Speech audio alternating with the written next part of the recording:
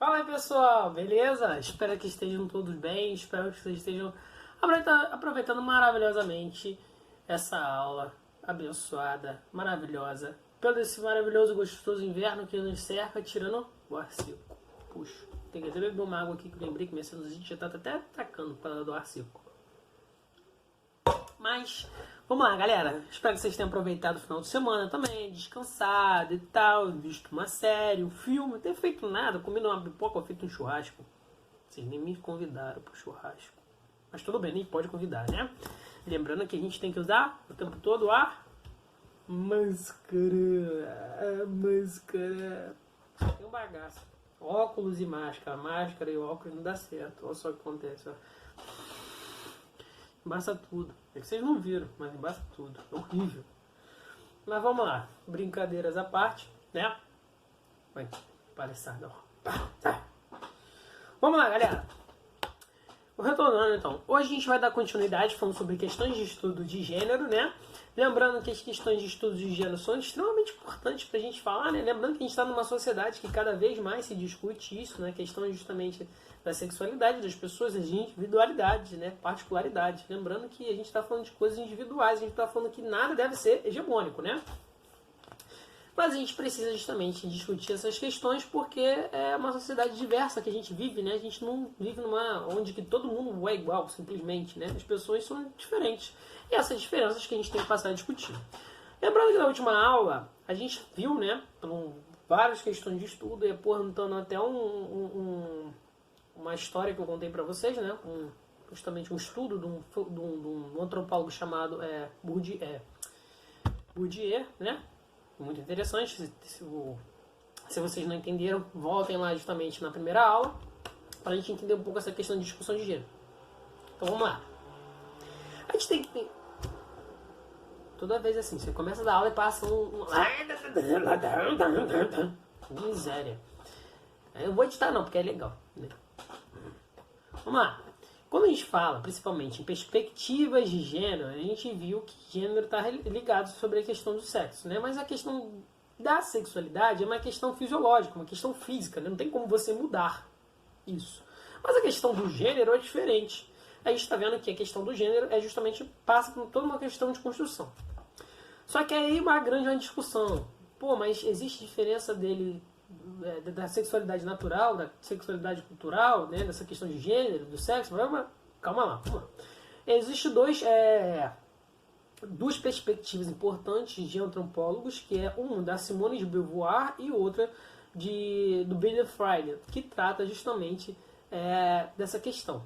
Eles entenderam, né, e através de um estudo, observando as sociedades que eles viviam, observando outras sociedades, porque você não pode simplesmente fazer um estudo, né, observando a sociedade que a gente vive.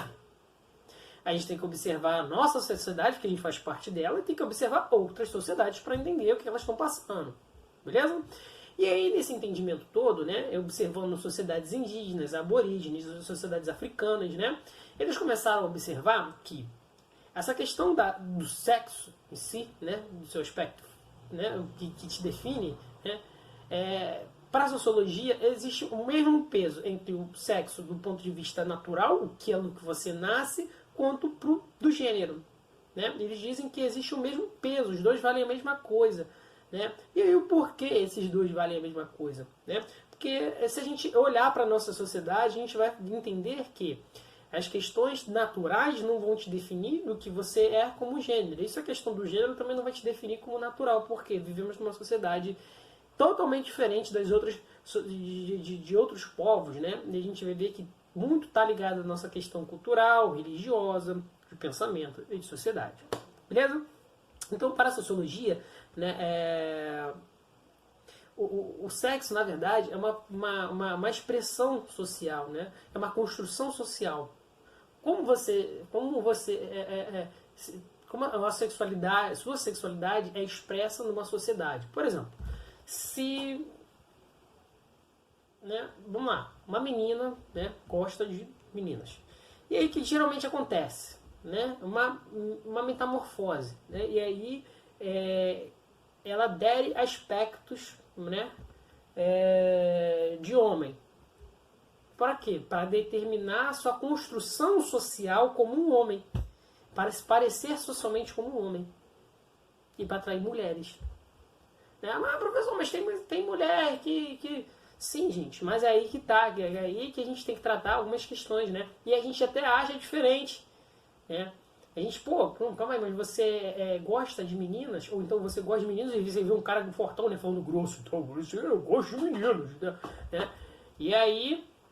a gente tem que entender essa grande questão. Por quê? A gente tem que entender que existem algumas coisas que passam justamente por essa questão da construção social. Olha, não estou influenciando, estou falando de questões de construção social. Que para essa pessoa, né, do sexo, que quer o seu sexo oposto, de certa forma ela quer também se ver do outro sexo. Então o que ela faz? Ela muda a sua construção social, assim como a outra pessoa também muda a sua construção social, né? Então passa a ter trejeitos e características diferentes, né? Então é por isso que você tem mulheres que gostam de se vestir como homens, né? Para culturalmente se transformarem como homens, né? E também homens que se colocam também como mulher, né? Se trajeitam como mulher, se falam como mulher, para que culturalmente se possam estar no papel da mulher, né? É aquela história que eu falei da aula anterior do arco e o cesto. O que? Né?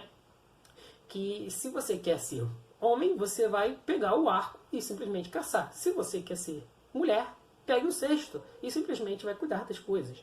Né? Então, assim, culturalmente, são assim que essas coisas são transformadas e é assim que a sociologia olha. Né? Entende que essa questão da sexualidade está expressa na questão da construção social. Né?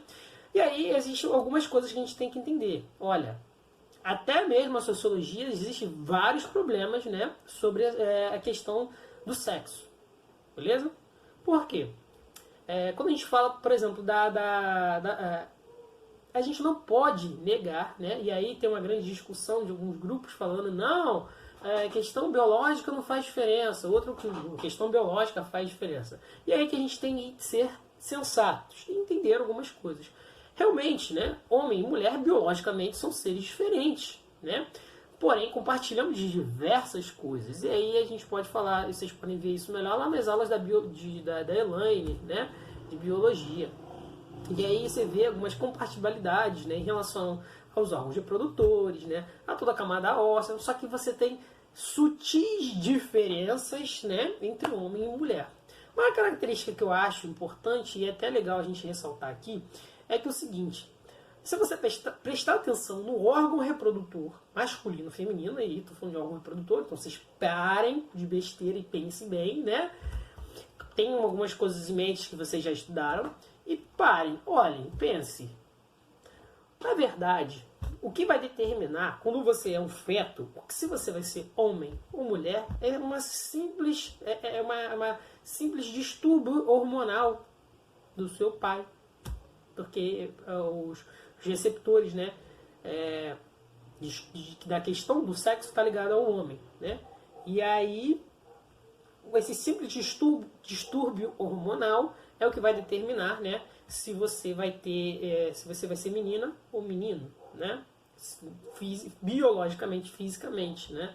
E aí que a gente tem essas questões para ser tratadas. Lembrando que há um parênteses e aí que você tem as questões também de uma anomalia genética, de uma anomalia hormonal, que são justamente algumas pessoas que nascem com homens, que nascem com uma taxa de hormônios femininos maiores, né? E meninas que nascem com taxas de hormônio masculinos maiores, e aí gera um distúrbio todo hormonal, só que isso natural da pessoa, a pessoa naturalmente já produz isso, né?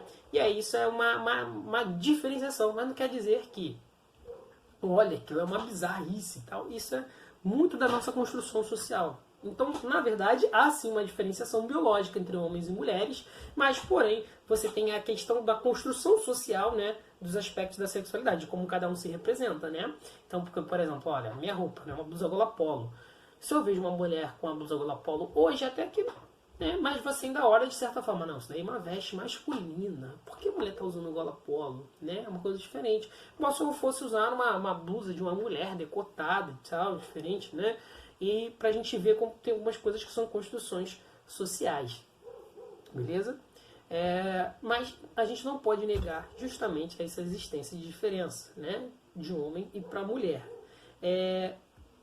Então, a gente tem que entender isso, né, quando você pega alguns aspectos importantes, mas que eu vou falar isso depois. Vamos para fatores sociais e a relação da educação, né? Os atributos físicos, né, de um homem e de uma mulher são iguais? Não, são diferentes. A gente tem diferenças, né, entre homem e mulher, atributos físicos, né, que vai determinar ser um homem ou uma mulher, né, questões hormonais. E aí é por isso que a gente falou que a gente não pode fugir disso. Mas aí tem um grande filósofo, né, antropólogo, também pensador sobre essa questão, que é o Friedrich Hegel, né, que pensa muito bem sobre esses aspectos da família, e ele escreve um livro chamado A Origem da Família, né, da questão da propriedade privada e do Estado. A questão particular da propriedade privada do Estado, a origem da família e tal. E aí, desse livro, ele tenta esquadrinhar justamente como o homem, né, como a sociedade, né, nossa sociedade ocidental saiu de uma ideologia matriarcal, onde a mulher é o centro, né, do universo, que vai dar origem, vai ser o sustentador, né, para uma sociedade patriarcal, onde as questões do homem são mais exemplificadas, são mais tratadas, onde o homem comanda as coisas, né? E aí ele vai um pouco lá atrás, principalmente na Idade Média, na história, né? E por isso que alguns antropólogos e filósofos caminham na história para entender a humanidade, né? Ele entende que o seguinte, que essa questão do patriarcal está ligada à questão da herança, né? Da terra, da propriedade privada. Por quê? Imagina só, uma mulher, né? Ela consegue sim, né? Saber de todos quem são os filhos dela, né? É o papel da mulher. Agora, a mulher também tem um aspecto também de defender a terra, né? E de certa forma tem os aspectos físicos do homem também de defender a terra. Porém, cabe ao homem, né, ter o controle do seu controle, né, para controlar a herança. E aí simplesmente porque por isso que tem toda a questão do casamento, tem toda a questão religiosa, toda a questão, né, que você para quê? Você manter os laços familiares, né? E é por isso tão importante que nas monarquias logo casou, tem um filho, né? Para quê? Para garantir um herdeiro, para garantir que passe suas terras, né? Porque se você sair por aí tendo um monte de filho, vai virar um caos, é uma desordem. Sua vida vai ser, né, uma desordem. E aí, para garantir tudo isso, por isso que toda essa sociedade ocidental, desde a Idade Média até metade do período contemporâneo, vai ser patriarcal. Tudo vai ser pelo sustentáculo do homem, né? E aí, dessa forma que o Hegel tenta entender por que a gente vive, né? Até há pouco tempo a gente ainda vivia sobre uma sociedade patriarcal, né? Muito por causa da herança. Bem, ele é uma das perspectivas, né, uma das teorias para explicar isso, beleza? E para a gente já ir caminhando, entendendo um dos pontos mais importantes, é para a gente falar da questão da natureza e da sociedade, né? A gente viu que socialmente a gente pode construir questões de gênero, né? De sexo, poxa, uma blusa vai definir seus aspectos sexuais? Não, mas vai te identificar como gênero, né? Do gênero masculino, do gênero feminino, né? E mesma ideia da gente falar do azul e do rosa. Olha, eu posso falar que o azul é masculino, mas se eu for na Índia, eles vão achar que azul é feminino. Isso é uma questão de construção cultural. Beleza? Porque é só uma cor.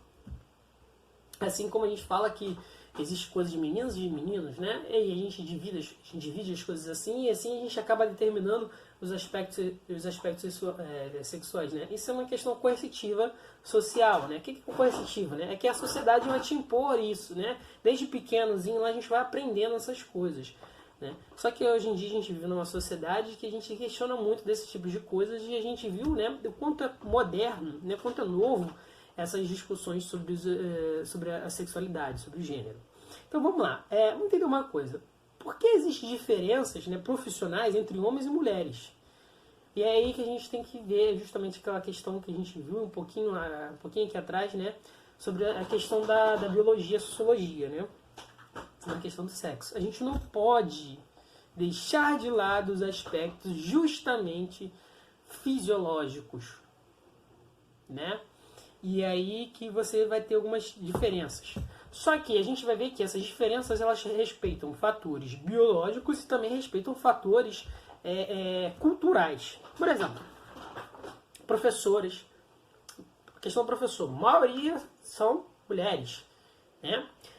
Enfermeiras, maioria são mulheres, né? Caso enfermeiros, maioria são mulheres. Enquanto você tem policiais, bombeiros, militares, maioria homens, né?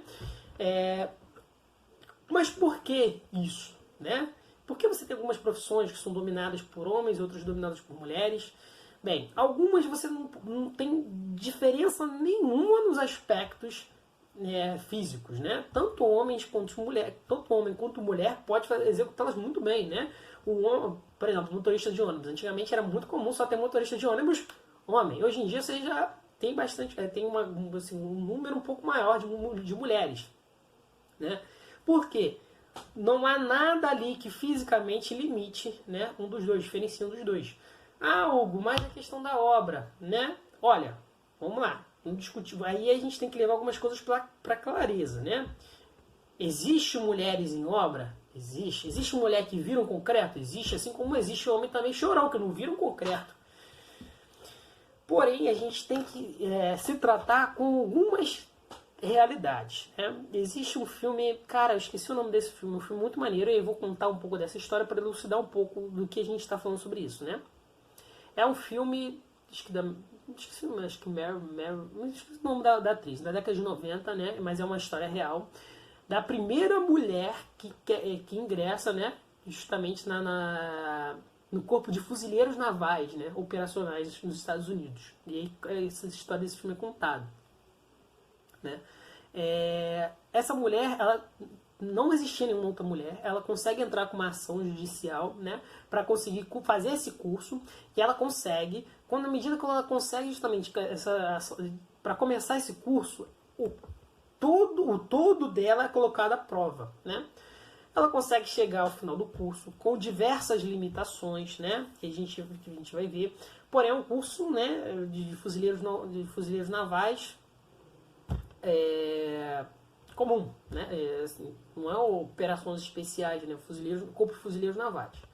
Ela não teria nenhum tipo de papel administrativo, mas sim o que ela queria é justamente um papel operacional. O que é o papel operacional? É ir pra guerra, né? Combater, dar tiro e tal, subir morro. E no final de tudo, o corpo dela pagou o preço, né? O corpo dela pagou o preço. No final, essa mulher teve vários problemas de saúde, né? Fisiologicamente, ela estava quase que acabada. Posteriormente, acho que ela tentou engravidar e não conseguiu, né? Porque... E aí que a gente tem que entrar. As condições para algumas coisas são severas, né? Porque o corpo do homem, fisiologicamente, é diferente do corpo da mulher. Beleza? O gasto calórico do homem é diferente do gasto calórico da mulher, né? O homem armazena a gordura de uma forma diferente da mulher, questões de temperatura, questões fisiológicas são impostas, né? E aí, então, imagina para algumas determinadas questões, né? Então, Hugo, você está sendo machista, Hugo, você está... Olha, gente, eu não estou sendo machista, né? Eu estou colocando aqui que sim, mulheres podem fazer muitas coisas que os homens podem, assim também como o homem não pode fazer coisas que mulheres fazem, né? Por exemplo, na casa da moeda, onde que é feito o dinheiro, né? Have money, a mulher, né? Ela é colocada para vistar o dinheiro se tem alguma coisa impressa errado. E a mulher, porque só tem mulher nesse setor, não tem homem, né? Porque a mulher consegue visualizar qualquer erro em nota numa fração de segundos menor do que de um homem. Então a mulher também é muito boa para tomada de decisões. Por isso também existem muitas mulheres que são pilotos de drone, né? Porque elas conseguem ter atenção em vários fatores também.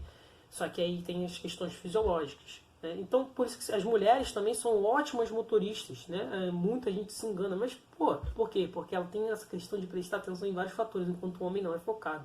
Então a gente tem que ver que não é uma questão de depreciar um ao outro, né? É uma questão de fatores biológicos, né? Assim como para a mulher, ó, ter uma criança, né? O supra-sumo, né? É tipo assim, ter um filho. Pô, a mulher tem um filho, no outro dia tá em pé. O homem tem um resfriado, no outro dia tá morrendo. Né? Pô, minha semana passada eu tava resfriado, não conseguia nem gravar um vídeo, eu tava quase morrendo. Né? Enquanto minha mãe aqui também tava doente e tava em pé. Falei, vambora, levanta, né? E são assim que são as coisas, né? E tem coisas que a gente não tem como mudar. Mas aí a grande questão é a gente entender que o gênero pode ser construído culturalmente, social, enquanto as questões fisiológicas não podem mudar. Né? As questões fisiológicas são o que são. Beleza? Gente, terminar por aqui. Qualquer coisa a gente discute aqui. Beleza? Forte abraço para vocês e até a próxima.